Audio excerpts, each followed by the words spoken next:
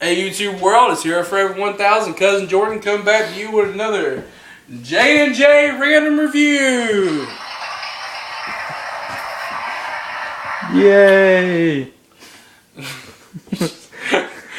And today we have we're doing a Transformer review. We're doing on Transformers Generations Autobot Drift.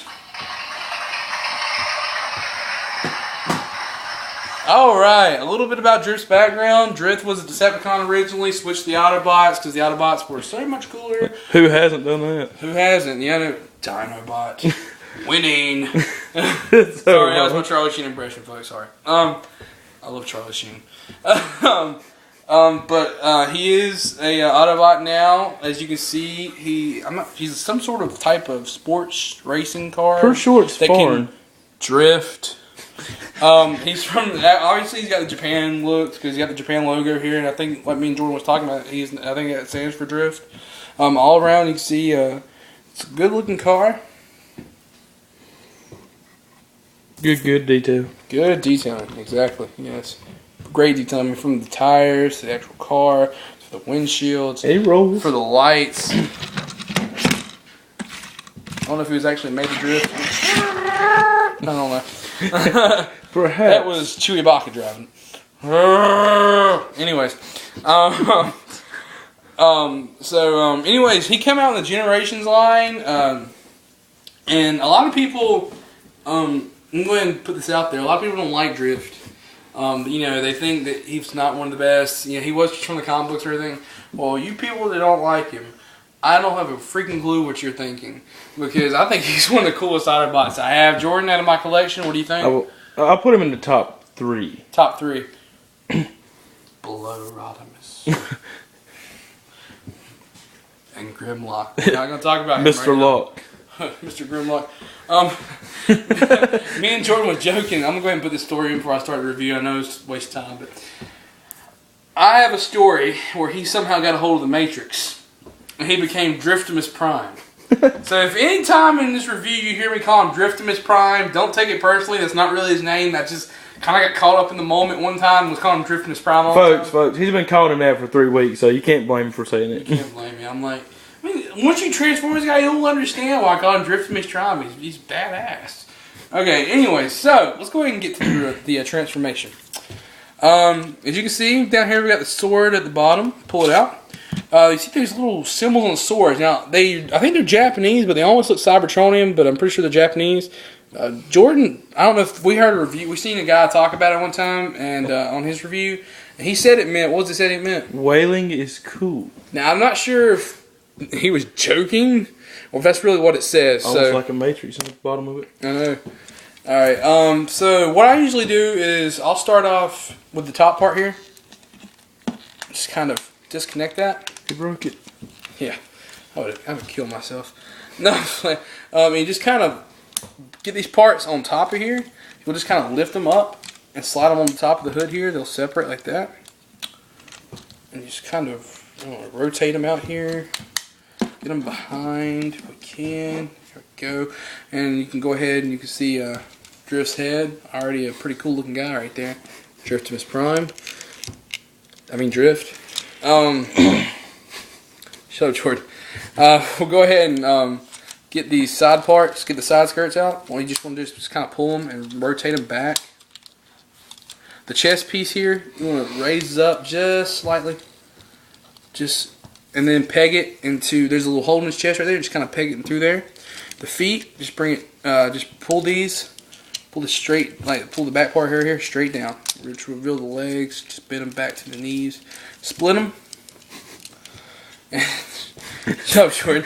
And the feet, you want to pull up, bend them up like here, and then kind of bring it back and get into this knee spot. Now, I'm telling you this because I have so much trouble trying to get it into that spot. If you don't get it right, he won't kind of lock it in place and it won't do right. But you got to make sure that the leg, this part here, is really, the leg is bent back into the back of the car, and then bring it up. It won't connect fully, but it'll stay good enough to where you can get imposability and whatnot. Alright, so that's pretty much his bottom part. For the side skirts, you bring down, and he has these 2 little swords. You bring the handles of the swords up, and then fold the windshield in like that. Okay. And let's see. For the arms, you just kind of bring them down right here and just grab the hand and pull them out right until you can see that Autobot symbol. Just kind of get it even with the car. Okay. Put the sword back in his back. That's where swords go. That's where, well, not all of them. And you have Autobot Drift. And what a cool figure is he. Yeah, I gotta say, his face kind of looks like, it reminds me of a Cheetor head. His face with the ears, kind of with the spikes in his head, kind of looks like that. But to me, in the face, he got that serious look, like Dinobot almost. I don't know why. I don't know why we're comparing the Beast Wars. Yeah, for real. Whatever. Articulation in this mode, great. He won't 360 at the waist.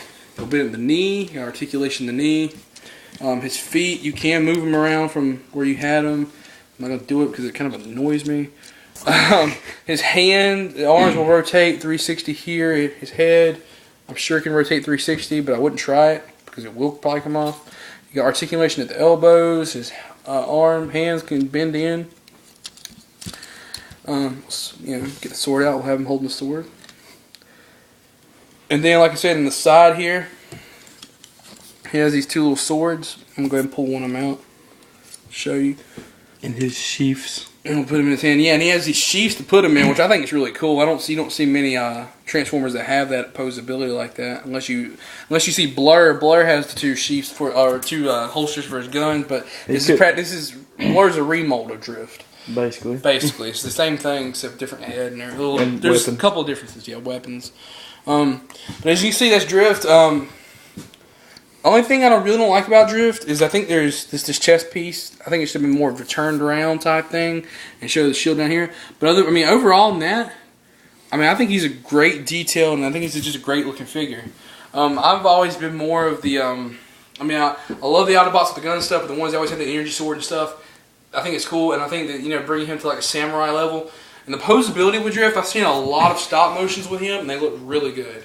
You can do so many poses with him because I know the calf of his legs are here. They will 360. So there's a lot of posability with Drift. If you have a chance to pick him up. I know here in North Carolina, I don't think when they brought the Generations here, I don't think they really had that many Drifts. And if they did, we never seen him. I didn't see him at all. I didn't see him anywhere. Saw one Star Stream. And I bought this one online. I paid around I said about $18, $20, somewhere around there. I may have overpaid, but I have to say, looking back now, it was worth it because like I said, he's hard to find. If you can find a better price on him, I suggest get him. I think he's one of the coolest Autobots out there. He's definitely a force to be reckoned with. Pretty, against or anything else, but great figure.